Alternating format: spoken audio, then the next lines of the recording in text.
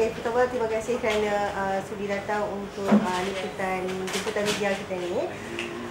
Baru-baru ni PIM terima aduan daripada Cik Zanita Mason berkenaan dengan pengeluaran pasport antarabangsa baru untuk 2 anak beliau yang dikeluarkan oleh Jabatan Immigration, sedangkan salinan asal pasport yang masih dalam tempoh sah dan berada dalam simpanan ibu lagi.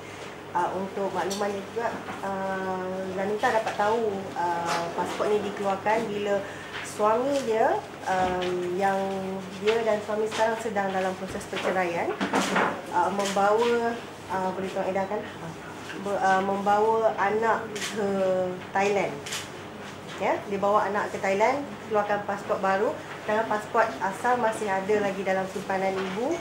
Satu persoalan yang kita dah cuba, sebelum ni Zanita sendiri dah cuba berhubung dengan pihak immigration untuk meminta penjelasan dan juga penjelasan lah bagaimana pasport baru boleh dikeluarkan sedangkan pasport lama tu masih valid lagi dan juga tanpa police report, tanpa keizinan ibu ya, untuk keluarkan pasport baru.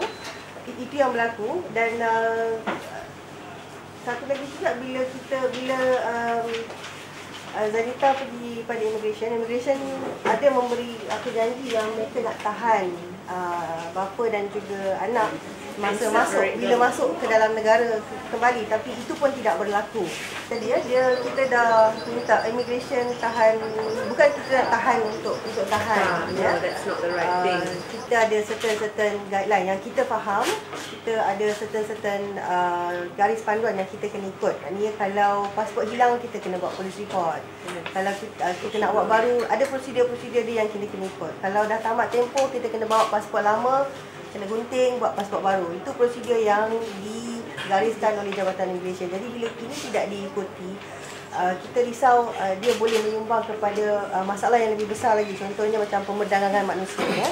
Dan satu lagi berkaitan dengan bila ada masalah rumah tangga. Masalah rumah tangga ni dia sendiri sudah jadi satu masalah yang rumit, ya, tanpa campur tangan, atau saya tak nak guna perkataan campur tangan lah, tanpa dirumitkan lagi dengan kes-kes terpencil seperti ini. Ya. Bila ada gangguan-gangguan daripada ini, contohnya dia akan merumitkan lagi masalah rumah tangga tu, dan kita nak selesaikan isu rumah tangga tu menjadi rumit. Ya. And then kalau lepas tu dia ubah, mula dia kata keluarkan baru. So kalau macam mana nak keluarkan baru pasal yang ini masih ada? Kalau hilang mana police report? Kemudian baru dia tukar dia punya statement, dia kata pembaharuan. Jadi macam mana pula pembaharuan kalau yang ini masih dalam tempoh sah lagi? Just wanted to know when they are going to be back in the country, if they are safe back in the country. They promised me that they were going to do this, but they never did it. Furthermore, I sent them a letter from my lawyer and they did not accept it. They asked me to write my own letter. I did that also, and I have still to today not gotten a proper explanation as to why new passports are being released so easily without any proper documentation. No valid police report. Yes, I just would like a clear explanation as to how these things can be done. My motive for doing this is because there's just so much crime going on out there, specifically like child trafficking and God knows what other problems we face. My point is to make sure that certain guidelines are followed and that certain policies are brought upon and makes certain regulations more stricter, so these kind of things don't happen in the future. Syukur, alhamdulillah, my kids are back and they are safe and they are in good hands of their father, yes. But my point is that there's so many people out there who are suffering because they don't get to see their children for years. Some mothers are, years they don't get to see their kids, and I don't think that's very fair.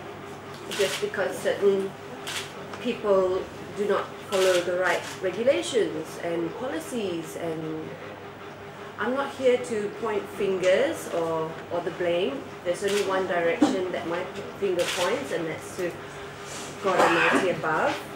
I have respect for those people who are sitting in certain positions that they're just trying to do their job. They have mouths to feed, they have families too, so I'm not here pointing any fingers or trying to blame anybody.